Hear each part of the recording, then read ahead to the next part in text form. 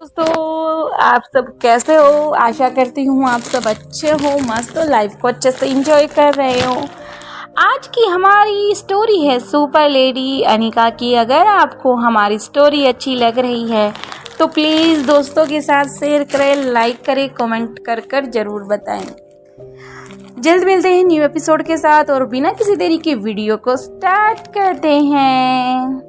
और अनिका अभी अपने ख्यालों और अपने प्यार का इजहार कर रहे थे। दूसरी तरफ बूढ़े बाबा भी अब स्वाति मल्होत्रा वाले जो किला था वहां से बाहर की तरफ आ चुके थे और बाहर दिल्ली के आसपास जितने एरिया तक जंगल फैला हुआ था वहां पर कुछ जानवरों को ढूंढ रहे थे जिसे कि वह स्वाति मल्होत्रा के लिए ले जा सके। अब जल्दी से बूढ़े बाबा इधर उधर ढूंढते हैं। रात काफ़ी हो गई थी, तभी वे वहां पर रुकने का साधन देखते हैं, लेकिन इधर उधर उसे कुछ दिखाई नहीं पड़ता। तभी उसे कुछ याद आता है। तभी वो स्वाति मल्होत्रा द्वारा दिए गए बैग को खोलता है। जैसे ही वो बैग की चैन ओपन करता है तो उसमें एक छोटी सी छतरी नुमा एक छोटा सा डिवाइस रखा हुआ था। वो जैसे ही उस बाहर निकालता है उसमें एक स्विच था, उसे रेड और ग्रीन। वह ग्रीन वाले बटन को दबा कर देखता है। जैसे ही दबा करता है तो वहाँ पर अपने पूरी तरह से वो छोटा सा एक टेंट हाउस बन जाता है, यानी कि जिसमें आराम से बैठा या हल्का सा अपने पैरों को सिकोड़ कर लेटा जा सकता है, यानी कि वह रात बिताने का एक अच्छा गैजेट था। अब ये देखकर बूढ़े बाबा के फेस पर प्यारी सी स्माइल आ जाती है, क्योंकि वो समझ आते हैं कि मैम ने मेरे लिए ये बैग रेडी किया है। अब जल्दी से बूढ़े बाबा उसके अंदर चले जाते हैं। तभी बूढ़े बाबा को कुछ याद आता है। वो जल्दी से बाहर की तरफ आ जाते हैं, क्योंकि उसे लगा था कि वह अगर यहाँ पर हल्की सी रोशनी यानी कि थोड़ा सा आग जलाकर रखेंगे तो शायद आसपास जो खतरनाक जानवर है वो यहाँ पर किसी तरह का कोई भी हमला नहीं करेंगे। अब बूढ़े बाबा जल्दी से लकड़ियाँ इकट्ठा करना स्टार्ट करते हैं, लेकिन आसपास सूखी लकड़ियाँ नहीं मिलती। फिर वो अपने बैग से एक टॉर्च निकालते हैं और उसे इधर उधर मार कर लकड़ियाँ इकट्ठा करना स्टार्ट करते हैं। जैसे ही वो अपने कदम अपने टेंट से 5 से 10 से 15 कदम आगे की तरफ बढ़ते हैं तो दूर उसे हल्की सी रोशनी दिखाई देती है। फिर वो काफ़ी घबरा जाते हैं कि इस जंगल में यहाँ रोशनी कैसे और ये सब क्या है। तभी बूढ़े बाबा वहाँ की तरफ अपने कदम बढ़ा देते हैं। जैसे जैसे बूढ़े बाबा कदम बढ़ा रहे थे वैसे वैसे उसकी धड़कन भी बढ़ जाती है, क्योंकि उसे किसी खतरे का आभास हो रहा था। क्योंकि इस टाइम जंगल में कौन क्या करेगा, क्योंकि खुद बूढ़े बाबा भी किसी काम को अंजाम देने के लिए यहाँ तक आए थे, नहीं तो वो भी नहीं आते। ऊपर से रात भी इतनी हो चुकी है। जल्दी से जैसे जैसे कदम बढ़ा रहे थे तो वहाँ का नज़ारा देखकर खुद बूढ़े बाबा के भी होश उड़ जाते हैं, क्योंकि वहाँ का नज़ारा बिल्कुल के पास पहुँच रहा था। तो वहाँ का नज़ारा देख देख कर बूढ़े बाबा की आंखें फटी की फटी रहती हैं। अब बूढ़े बाबा एक जगह पर छुप कर कुछ देखने की कोशिश करते हैं ताकि उसके वहाँ पर होने का किसी को कोई भी भनक ना हो। अब बूढ़े बाबा छुप जाते हैं और जल्दी से अपने पॉकेट से एक छोटी सी दूरबीन निकालते हैं। जैसे ही वो बिल्कुल ऐसी थी मानो कोई पेन हो, वह जैसे ही उसका एक बटन दबाते हैं वो अपने आप ही काम करना स्टार्ट करती है और एक पूरी की पूरी एक छोटी सी दूरबीन जैसा कुछ डिवाइस बन जाता है। और जैसे ही बूढ़े बाबा अपनी आँख से वहाँ पर देखते हैं तो वहाँ का नज़ारा साफ साफ उसे दिखाई दे रहा था। जैसे ही वो इधर उधर घुमा कर देखते हैं तो नदी किनारे 2 इंसान एक दूसरे को गले लगाए हुए थे। अब बूढ़े बाबा समझ जाते हैं कि ये कोई और नहीं बल्कि अनिका है, क्योंकि बूढ़े बाबा जब देख रहे थे तो उसका फेस साफ साफ दिखाई दे रहा था, लेकिन रोहित का नहीं था, क्योंकि रोहित का फेस दूसरी डायरेक्शन में था। इसलिए बूढ़े बाबा अब खुश हो जाते हैं और वहाँ से अब पीछे की तरफ अपने कदम बढ़ा लेते हैं। लेकिन फिर वह सोच आगे की तरफ जैसे ही 2 से 3 कदम बढ़ाते हैं फिर उसे कुछ याद आता है। फिर वे सोचने लग जाते हैं कि क्यों ना मैं अपना टेंट हाउस इसी के आसपास ही लगा लूं, ताकि यहाँ पर कोई अनिका मैडम के लिए कोई खतरा होगा तो मैं उससे भाप लूँगा और उस खतरे को यहाँ तक नहीं आने दूंगा। अब जैसे ही बूढ़े बाबा ऐसा सोचकर पीछे की तरफ मुड़ते हैं तभी वहाँ के आसपास उसे महसूस होता है कि यहाँ पर रोहित के तैनात बॉडीगार्ड्स कुछ किलोमीटर के एरिया में फैले हुए हैं। इसलिए बूढ़े बाबा जल्दी से आराम से अपने कदमों को बढ़ा देते हैं और फिर आराम से जो अभी तक वो लाइट यानी कि अंगारी जलाने की कोशिश कर रहे थे उसे भी बंद कर देते हैं। और क्योंकि ये प्लान सही नहीं था, क्योंकि उसे वहाँ पर है कोई, इसका आभास उन लोगों को हो जाएगा और पता नहीं कितने सारे क्वेश्चन उससे पूछे जाएंगे, इसलिए बूढ़े बाबा ऐसा कोई काम नहीं करना चाहता था जिससे कि अनिका और स्वाति मल्होत्रा दोनों पर क्वेश्चनों की बारिश हो जाए। बूढ़े बाबा आराम से अपने टेंट हाउस के अंदर चले जाते हैं और फिर आराम से अपने दूसरे बैग को सिर की तरफ रख लेते हैं और फिर लेट जाते हैं। लेकिन बूढ़े बाबा को नींद नहीं आ रही थी, क्योंकि उसे रह रहकर बस यही बात सता रही थी, कहीं अनिका पर कोई खतरा ना हो। फिर अपने आप को शांत करते दूसरी तरफ से बूढ़े बाबा का दिमाग सोचता कि जब रोहित उसके साथ है तो उसे किसी तरह का कोई भी खतरा छू भी नहीं सकता। बूढ़े बाबा अपनी कसम में ही काफ़ी उलझे हुए थे। तभी वह जल्दी से स्वाति मल्होत्रा द्वारा दिए गए बैग में से जैसे ही चैन खोलते हैं उसमें कुछ सामान रखा हुआ था। जैसे ही उसे ओपन करते हैं तो उसमें कुछ ड्राई फ्रूट्स रखे हुए थे, क्योंकि ये उसे अभी एनर्जी देने का ही काम करते। जल्दी से बूढ़े बाबा कुछ निकाल कर उसमें से खा लेते हैं। अब बूढ़े बाबा आराम से अपनी आंखें बंद करके सो जाते हैं। तो दूसरी तरफ रोहित और अनिका एक दूसरे में इतने खो जाते हैं और तभी हल्की हल्की बारिश होना स्टार्ट हो जाती है। अब रोहित अनिका को कहता है कि मिस अनिका देखो, आज मौसम भी हमारा कितना सारा साथ दे रहा है। 2 पंछी और ऊपर से बारिश, इसलिए पंछी और ऊपर से हो गई है बारिश, इसलिए हम दोनों का मिलना होगा अब और भी प्यारा और भी खास। अब रोहित के मुंह से ऐसी लाइन सुनकर अनिका छेद जाती है और रोहित को एक प्यार से उसके कंधे को थपथपाने लग जाती है। कहती है मिस्टर मारवा अब छोड़िए भी, बारिश हो गई है, चलो अपने टेंट हाउस की तरफ अंदर जाते हैं। अब रोहित भी कहता है कि हाँ अनिका, उधर की तरफ ही कदम बढ़ा देते हैं। लेकिन अनिका को बारिश अनिका के फेस पर जैसे जैसे बूंदे उसके फेस पर गिर के उसके माथे से, उसकी आंखों से होती हुई जैसे ही उसके नाक पर, फिर उसके होठों पर होती हुई जैसे ही इसकी ठोड़ी पर आती है, रोहित वैसे ही उस बूंद को अपने हाथों में लेकर उसे अपने लिप्स से लगा लेता है। और तभी अनिका कहती है मिस्टर मारवा ये क्या कर रहे हो तुम? तभी रोहित कहता है ये मेरा प्यार है और क्या है। अब अनिका को जल्दी से रोहित अपनी जैकेट निकालता है और अनिका को जैकेट से कवर कर लेता है और फिर अपनी गोद में उठा के अंदर की तरफ बढ़ना स्टार्ट कर देता है। अब अनिका भी रोहित के गले में अपनी बाहों का बना हुआ हार डाल देती है और फिर रोहित की आंखों में देखते हुए खो जाती है। कब रोहित उसे उस कांचनुमा बिल्कुल पारदर्शी टेंट हाउस के अंदर जैसे ही लेकर जाता है तो अनिका जैसे ही वहाँ का नज़ारा देखती है वो पहले से भी काफ़ी उत्सुक और काफ़ी हैरान हो जाती है। फिर रोहित से कहती है ये तुमने सब कब किया? अब अनिका जल्दी से उतरती है और इधर उधर जाकर जैसे जैसे देखती है। रोहित ने अभी तक जितनी भी अनिका की बिना बताए उससे फ़ोटो क्लिक की थी, भले ही वो फर्स्ट टाइम उसके मनाली वाले होटल से लेकर और उसके बाद जब वो रियाज के साथ बातें करती थी या फिर कैसे भी करके जब तक उनकी शादी भी नहीं हुई थी वो एक दूसरे से बस बातें ही करते थे। लेकिन रोहित को हमेशा अनिका काफ़ी अच्छी और अट्रैक्टिव लगती थी, इसलिए वह चुपके से अनिका की क्लिप और फोटो कभी आप तो कभी चिराग को बोलता रहता था। अब सारी की सारी ऐसी फ़ोटो थी जो अनिका ने कभी देखी और कभी खिंचवाई भी नहीं थी। ये सभी फ़ोटो अनिका की सारी यादें उसको ताज़ा कर देती है। तभी अनिका को वहाँ पर कुछ दिखाई पड़ता है। अनिका जैसे ही उधर की तरफ कदम बढ़ाती है तो रोहित और अनिका उसकी तरफ चले जाते हैं, क्योंकि वहाँ पर एक पियानो रखा था। अनिका जब छोटी थी तो उसे पियानो का बड़ा ही शौक था, लेकिन वहाँ पर उसकी जो माँ थी वो उसे कभी पियानो बजाने ही नहीं देती थी। आज अनिका खुद ही जाकर आराम से पियानो सीट पर बैठ जाती है। कब अनिका की उंगलियां उस पर चलने लग जाती है खुद अनिका भी होश नहीं रहता। जैसे जैसे अनिका उस पर उंगलियां चला रही थी ऐसे ऐसे रोहित मदहोश हो रहा था। अब रोहित अनिका के पीछे आ जाता है और अनिका के हाथों पर हाथ रख लेता है और अनिका के सिर पर अपनी ठोड़ी रख लेता है और फिर अनिका के साथ पियानो बजाना स्टार्ट कर देता है। दोनों काफ़ी देर तक ऐसे ही रहते हैं। फिर रोहित कहता है कि अनिका अब काफ़ी रात हो चुकी है इसलिए हमें कुछ टाइम लेट जाना चाहिए।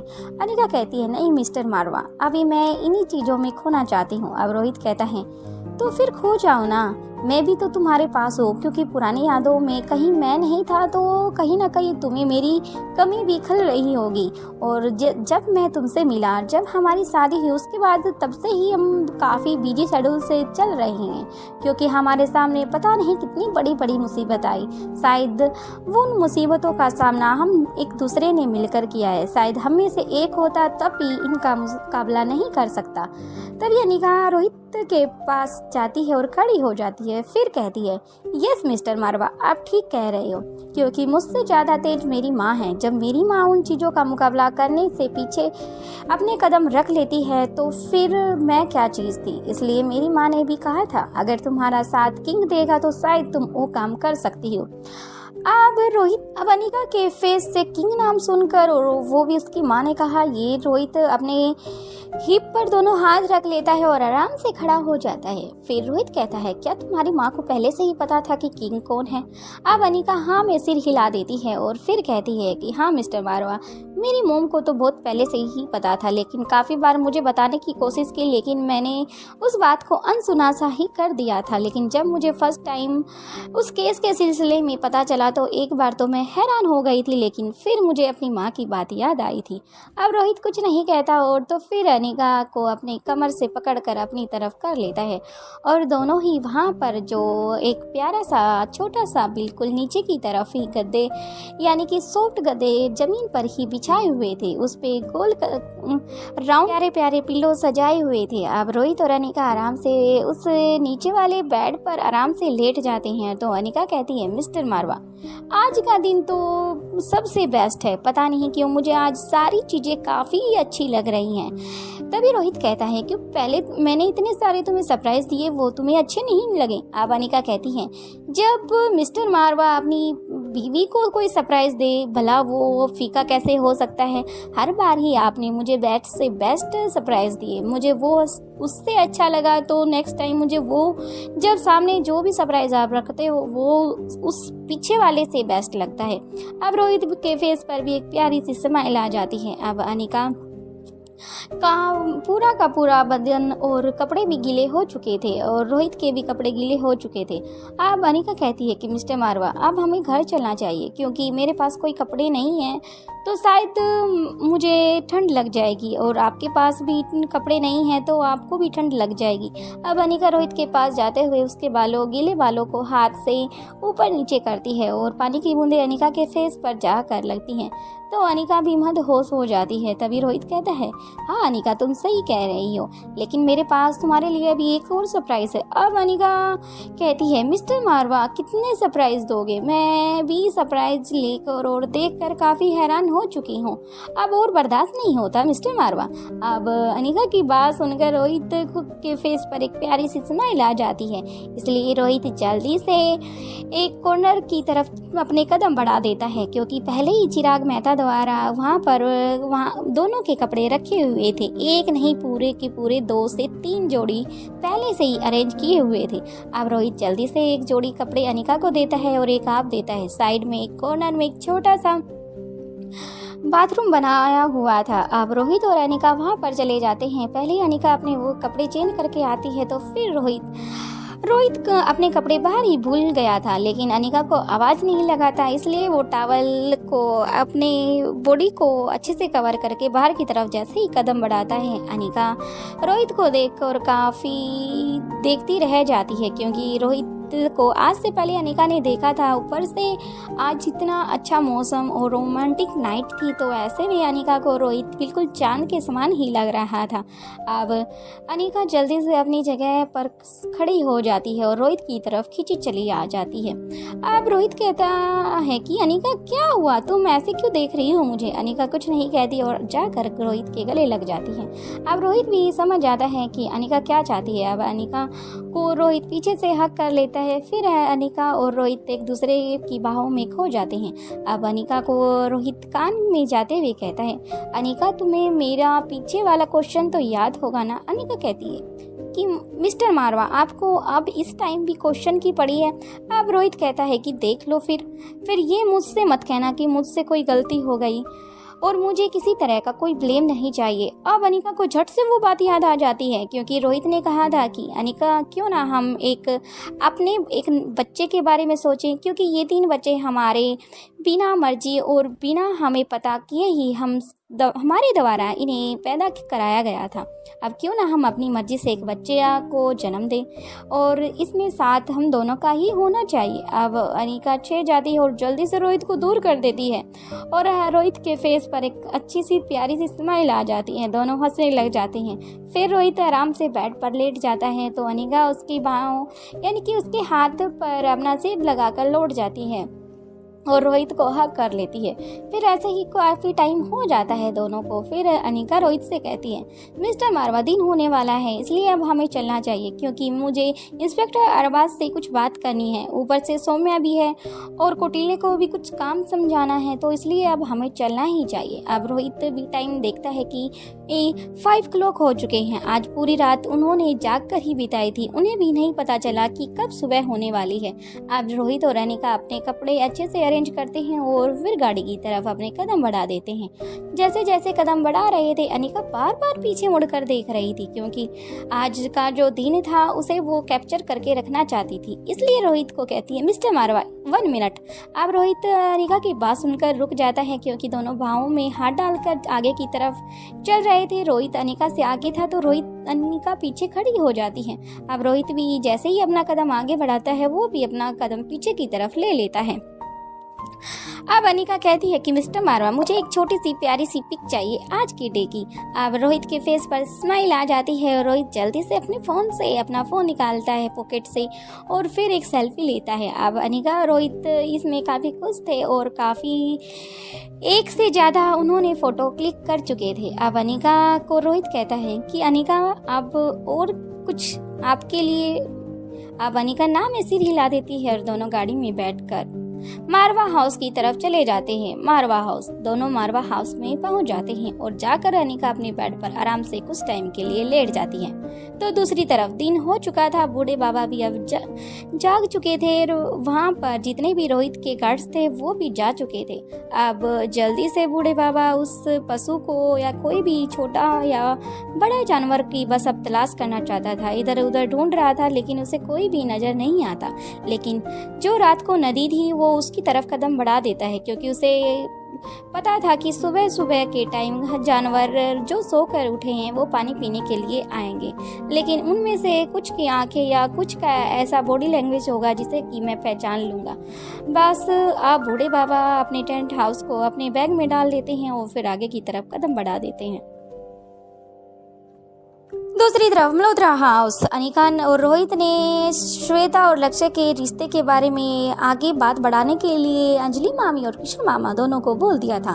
अब क्रिश भी घर आ चुका था इसलिए अंजलि मामी और क्रिश और श्वेता सभी आज लक्ष्य का ही वेट कर रहे थे क्योंकि कॉल करके उसने बोल दिया था कि आप और हमारी फैमिली दोनों ही बैठकर बात करना चाहते हैं। तो इसलिए अगर आप चाहो तो हमारे घर आ सकते हो, अगर चाहो तो आप के घर हम आ सकते हैं। लेकिन लक्ष्य ने कहा था कि हम आपके घर यानी कि मल्होत्रा हाउस आकर ही हमारी फैमिली आना चाहती है और आपसे बात करना चाहती है। अब काफ़ी देर से वो सभी उनका आने का ही वेट कर रहे थे। फाइनली वो सब जल्दी से मल्होत्रा हाउस में गाड़ियों की एंट्री होनी स्टार्ट हो जाती है। पहले 1 फिर 2 फिर 3 फिर ऐसे करके 5 गाड़ी मल्होत्रा हाउस के बाहर रुकती हैं। अब ये सब देखकर अंजलि मामी काफ़ी परेशान भी हो जाती हैं क्योंकि अभी उनके घर में ओनली 4 मेंबर्स थे और उन्होंने अभी अनिका को भी नहीं बताया था और नहीं बुलाया था क्योंकि रात को बात हुई थी और ये इतनी जल्दी आ जाएंगे। ये सब अंजलि और श्वेता ने नहीं सोचा था। अब श्वेता अपनी मम्मा के पास आते हुए कहती है, मम्मा लक्ष्य तो आ चुके हैं क्योंकि उन्होंने बताया था कि हम चल रहे हैं। लेकिन जैसे कि मैं नीचे की तरफ आपको बताने के लिए आई लेकिन मुझे बाहर से ही गाड़ियों का हॉर्न सुनाई दिया इसलिए मैं बाहर की तरफ देखने चली गई थी। अब अंजलि मामी जल्दी से वहाँ के नौकर चाकर थे सभी को कहती है जल्दी से सामान को अरेंज करो क्योंकि अभी हम उन्हें डाइनिंग हॉल में ही रुकने के लिए रोक कर रखते हैं। तब तक श्वेता तुम सारा का काम इनसे फिनिश करा लो और तुम जाकर अच्छे से तैयार हो लो। अब श्वेता भी हामी भर देती है और सभी नौकरों को काम समझा देती है। किशन और अंजलि बाहर डाइनिंग हॉल की तरफ अपने कदम बढ़ा देते हैं। तो सभी काम अच्छे से होने के बाद श्वेता जल्दी से अपने रूम में जाती है और जल्दी से रेडी होना स्टार्ट करती है। आज श्वेता ने पिंक कलर का अनारकली सूट पहना था, ऊपर से चूड़ीदार बाजू थी, बालों को पूरा का पूरा खोला हुआ था। अब ऊपर से उसने एक छोटा सा क्लेचर लगाया हुआ था बालों को ऊपर की तरफ करके, और माथे पर एक छोटी सी बिंदी, होठों पर पिंक कलर की हल्की सी लिपस्टिक और काफ़ी अट्रैक्टिव लग रही थी और हल्का सा मेकअप किया हुआ था। ऊपर से सिंपल सी चप्पल पहनी हुई थी, ऊपर से उसने चुन्नी को साइड करके डाला हुआ था। आज श्वेता काफ़ी खूबसूरत लग रही थी। वह बस आराम से अपने रूम में रेडी होकर बैठ जाती है, क्योंकि उसे पता था कि जब कुछ काम होगा तो शायद उसकी मोम उसे बुला लेगी। अब जल्दी से श्वेता इधर उधर अपने रूम में चक्कर काटने स्टार्ट कर देती है। बाकी का नेक्स्ट एपिसोड में देखते हैं। वीडियो पसंद आई तो प्लीज़ प्लीज़ प्लीज़ यार फ्रेंड्स लाइक शेयर सब्सक्राइब और एक कमेंट प्यारा सा तो बनता है। अगर दिल करे तो आपकी इच्छा है, नहीं करे तो फिर भी आपकी इच्छा है। Thank you friends.